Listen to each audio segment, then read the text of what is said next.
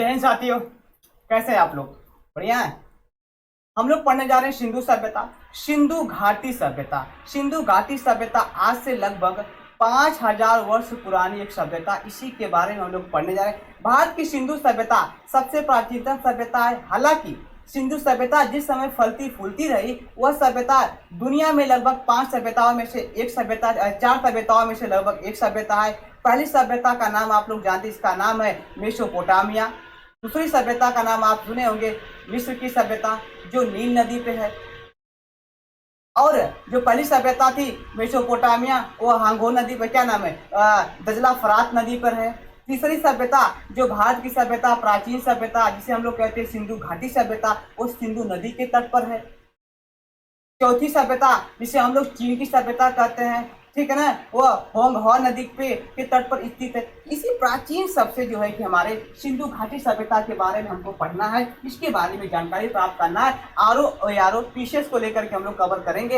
एक बात है, कुछ बातें इसमें नोट किया गया हुआ, क्योंकि समय बचाने के लिए करना है कुछ काम। यदि लिखते चलेंगे तो समय और ज्यादा लगने लगता है, इसीलिए हमने लिख दिया पहले से। इसमें मुझे केवल समझाना है। आइए देख लिया जाए। तो देखिए, आइए देख लिया जाए। तो बात करते हैं हम लोग सिंधु के लिए। तो अब एक बात आपको बता दें कि यहाँ पे आप देख रहे हैं जो भारत का एक मैप है, और भारत के मैप में भी एक नदी आती है, एक नदी निकलती है जो मानसरोवर से निकलती है।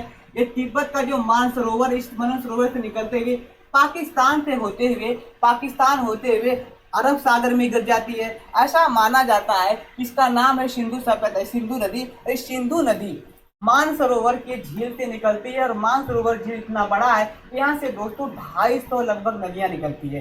250 नदियां निकलती है, छोटी बड़ी मिला करके, इसलिए इतना बड़ा ग्लेशियर है। और ये नदी का, हालांकि इसी जगह से एक और नदी निकलती है, इसका नाम है सतलज नदी, या इसे सतलज भी कह लीजिए या इसे सतलज भी कह लीजिए, नाम बराबर है। तो यह नदी एक भी निकलती है। इसी सिंधु नदी के तट के इर्द गिर्द पे कुछ नगर बसे थे, कुछ ग्राम बसे थे।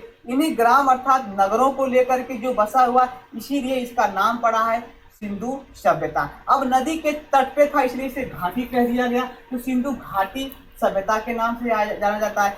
आइए हम लोग इसके बारे में यह जाने कि सिंधु जो घाटी सभ्यता है या सिंधु सभ्यता है, इसकी जानकारी कैसे होती है। इसकी जानकारी की यदि बात करें हम लोग, तो इसके बारे में समझिए, इसकी जानकारी हम लोगों को अचानक होती है। इसके बारे में अभी बताते हैं, लेकिन पहले ये समझिए कि सिंधु घाटी सभ्यता को कई नाम से जाना जाता है। तो पहला है आपका सिंधु घाटी सभ्यता। इसे अंग्रेजी में इंडस वैली सिविलाइजेशन के नाम से जानते हैं, इंडस वैली सिविलाइजेशन के नाम से जानते हैं।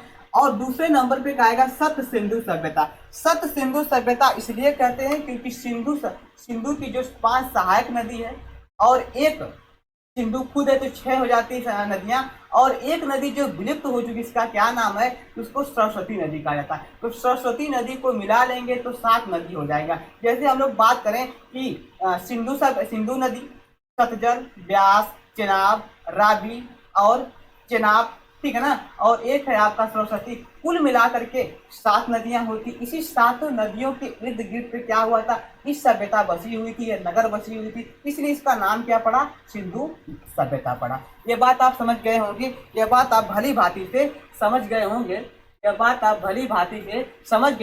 आइए बात करें कि सिंधु सभ्यता की जो जानकारी प्राप्त होती है वो कैसे अचानक होती है। हमने आपको बताया सिंधु सभ्यता की जो खोज हुई है वो अचानक हुई है। कैसे हुआ, यूं कि 1826 में जब दुनिया में औद्योगिकरण हो रहा था, दुनिया में औद्योगिकरण यूरोप में हो रहा था, तो यूरोप वाले अर्थात इंग्लिश वाले, अर्थात हम लोग कह सकते हैं कि अंग्रेज या ब्रिटिश के लोगों ने भारत में अब रेल चलाने का मिजाज बन चुका है।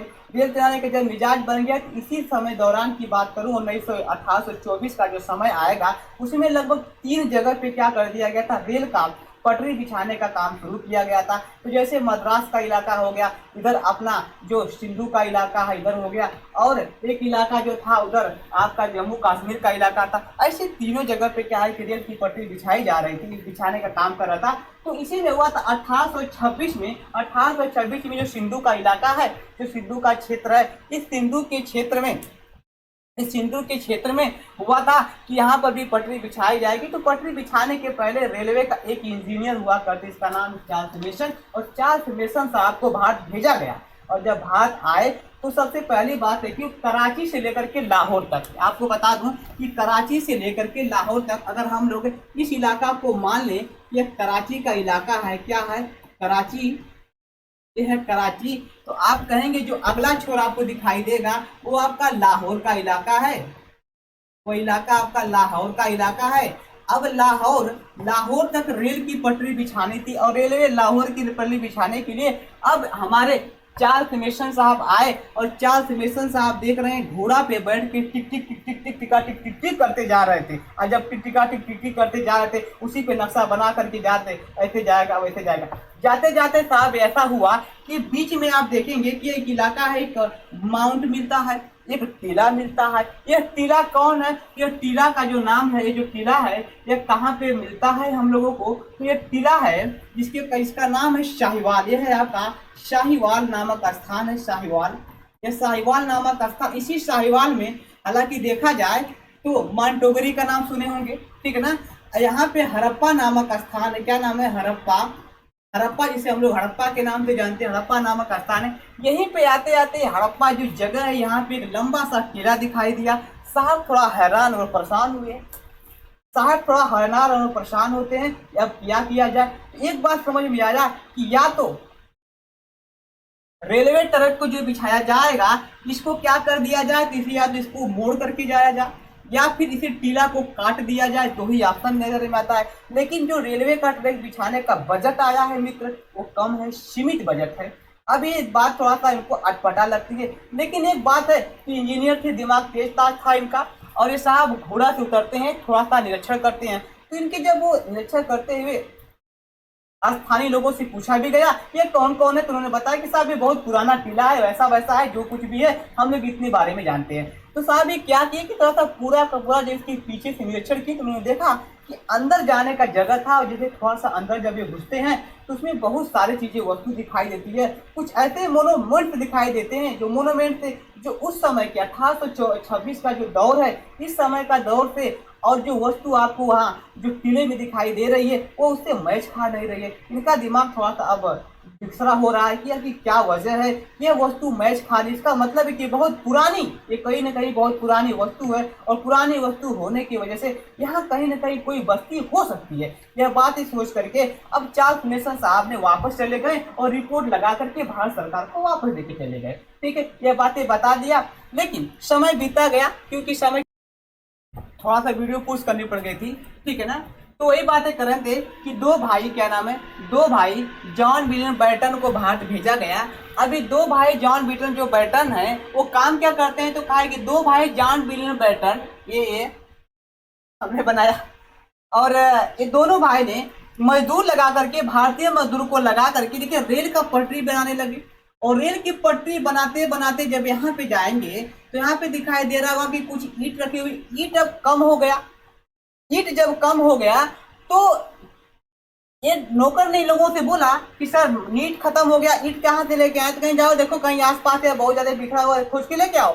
तो कुछ लोग देखिए टीला पे चढ़ने लगे, और टीला पे चढ़ने के बाद देखा गया तो यहाँ से कुछ ईंटें मिले, इस ईंटें मिले और ईंटों को ला करके यहाँ पे लगाया जा रहा था। फिर उसके बाद तो कई बार प्रश्न आपसे ये पूछ लिया जाता है कि हड़प्पा के टीला से सर्वप्रथम ईंटा किसने निकाला, तो नाम आता है दो भाई जो ठेकेदार हैं, जॉन विलियम बेल्टन का नाम आ जाता है। ये बातें आप लोगों ने भली बाती से समझ पा रहे होंगे। इसके बाद आप देखेंगे कि ये जो आपका हमारा जो ये टीला है, इस टीले के नीचे ही या टीले के पास पर ही एक नदी का नाम, इसका नाम है रावी नदी, और रावी नदी रावी नदी के तट पर ही हड़प्पा सभ्यता या हड़प्पा नामक स्थल है, अक्सर देखा जाता है।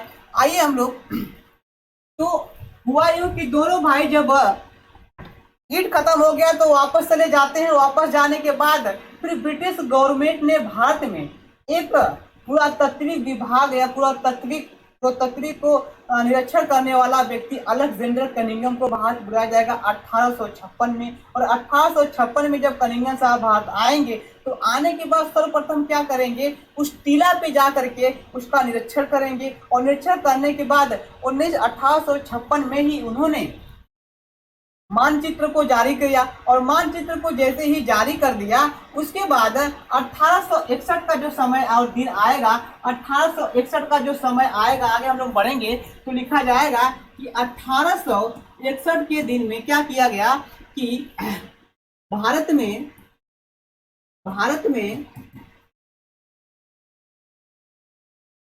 पूरा तात्विक सर्वेक्षण नहीं, पुरातात्विक विभाग की स्थापना, विभाग की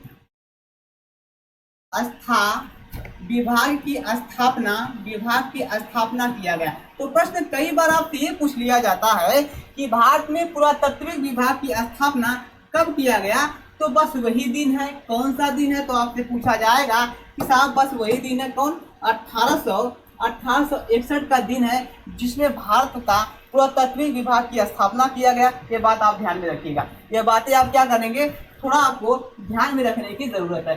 तो मैंने ये बातें कि 18 में पुरातात्विक विभाग की स्थापना किया गया, किस समय बीता दिन आया और 1924 का दिन आ गया। 1804 का दिन आया। 1804 में इसका नाम बदल दिया गया। क्या बदल? पुरातात्विक विभाग के जो नाम है उसको बदल करके भारतीय पुरातात्विक एवं सर्वेक्षण विभाग डाल दिया गया। एवं सर्वेक्षण विभाग को डाल दिया गया और जैसे ही डाला गया इसमें काम करना शुरू कर दिया गया, तेजी पकड़ने का, काम करने का। तो हुआ यूं मित्र कि 1800 बंद हो गया। 1905 में भारतीय पुरातात्विक एवं सर्वेक्षण विभाग के अंदर एक समिति गठन किया गया। 1905 में पुरातात्विक एवं सर्वेक्षण विभाग के अंतर्गत एक समिति का गठन किया गया। इस समिति में एक निर्देशक बनाया गया। निर्देशक कौन था? तो आप कहेंगे कि यही निर्देशक है। यह एक निर्देशक इसका नाम है, सभी लोग जानते हैं। इसका नाम कहेंगे तो इसका नाम था जॉन मार्शल। इस व्यक्ति का नाम है तो कहा जाएगा जॉन मार्शल। इस व्यक्ति का नाम क्या है? तो कहा जाएगा जॉन मार्शल साहब। ध्यान देने की योग्य बातें हैं। तो जॉन मार्शल साहब में इसका निर्देशक बने और जॉन मार्शल के अंतर्गत रह करके काम करने वाले 5 अन्य सदस्य थे। तो 5 सदस्यों में से पहला जो सदस्य था वो राय बहादुर, दयाराम साहनी है, माधव स्वरूप, मार्टिन व्हीलर, अर्नेस्ट मैके और राखाल दास बनर्जी।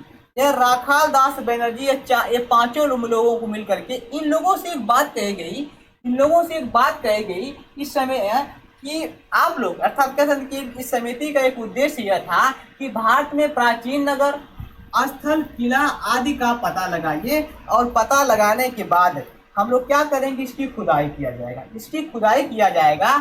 तो पता सभी लोगों ने क्या किया, इन 5 लोगों ने मिल करके क्या कर दिया, खोजना शुरू कर दिया।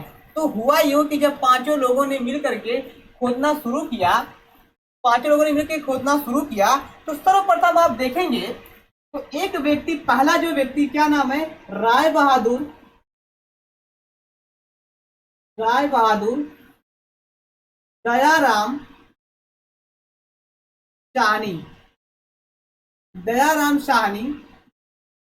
दयाराम साहनी में एक व्यक्ति, इन्होंने पहली खुदाई कर लिया। दयाराम साहनी ने क्या किया, सर्वप्रथम 1920 और 21 के समय में हड़प्पा नामक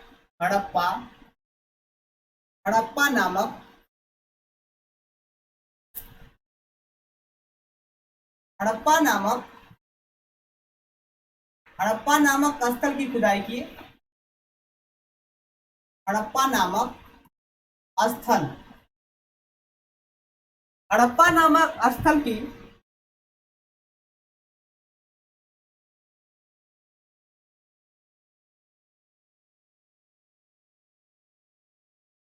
खोज की। और जब ये खोज किए तो भागे गए कहाँ पे, जब ये पता लगा लिए तो यहाँ पे बैठा हुआ एक व्यक्ति है जो अधिकारी, इसका क्या नाम है, जॉन मार्शल है। जॉन मार्शल साहब यहाँ पर बैठा हुआ है, टोपी लगा करके जॉन मार्शल साहब यहाँ बैठे हुए। भागे कौन पहुंचे, यही पहुंचे। इसका नाम है, क्या नाम है बाबू इसका नाम, तो अभी हमने आपको बताया। ये साहब यहाँ पहुंचे, कौन है तो कहा जाएगा कि दयाराम साहनी। ये दयाराम साहनी ने अपने शब्दों में कुछ कहने लगे। क्या बोले, कहें कि साहब एक हड़प्पा नामक स्थान है, वहां पर भी मैंने एक बहुत प्राचीनतम टीला पाया और चलिए इसकी खुदाई करवाई जाए। तो कहा ये बातें हैं। तो लोगों ने, दोनों ने मिलकर के, कौन, John Marshall, John Marshall, John Marshall और दयाराम साहनी, साहनी ने मिलकर के क्या किया, इसका निरीक्षण किए और बाद में 1921 में क्या किया गया, खुदाई का काम शुरू किया जाएगा। हालांकि बाद में मिलेंगे तो हम आपको बताएंगे कि कौन कौन खुदाई की गई थी, ठीक है ना। तो यह है आपका। उसके बाद कुछ 1 साल के बाद, इसके बाद क्या हुआ, 1 साल के बाद देखा जाए, 1 साल के बाद इसका दोस्त जो था, एक साथ पढ़ने लिखने वाले हैं, एक साथ काम कर रहे थे। देखिए पहला खोजा और एक 5वां नंबर पे, जो 5वें नंबर का इसका क्या नाम है तो कहेंगे इसका नाम है राखाल दास बनर्जी। और राखाल दास बनर्जी क्या किया, भागे भागे गया, पूछा, कहे अबे, कहे क्या बे, तो कहे कि ये बता तुमने इतना जल्दी खोज कैसे लिया बे, कहे क्या, कहा कि यार पूरा तत्व को तुमने कैसे खोज लिया था और तुम्हारा तो इतिहास में नाम हो जाएगा। कहे तब क्या जानते, मेरी काबिलियत इतनी बढ़िया कि मैं खोज लूंगा, तुम कैसे हमको। उसने कहा बेटा ये मत सोच, मैं भी तुम्हारा साथ जल्दी खोजूंगा। और इसने कहा, कौन कहा, राखाल दास बनर्जी ने एक बात बोला, बेटा देख बेटा, मैं 1 साल के अंदर में ही क्या करूंगा, कोई न कोई स्थल जरूर खोज निकालूंगा। ये बोल रहा है, कौन बोल रहा है, ये है राखाल दास, राखाल दास, राखाल दास। और ये है दयाराम साहनी, दयाराम, ये है दयाराम साहनी। ये दोनों ने बोला। इसके बाद बाबू हुआ कि 1922 में राखाल, राखाल दास, राखाल दास बनर्जी, राखाल दास बनर्जी ने मोहन, मोहन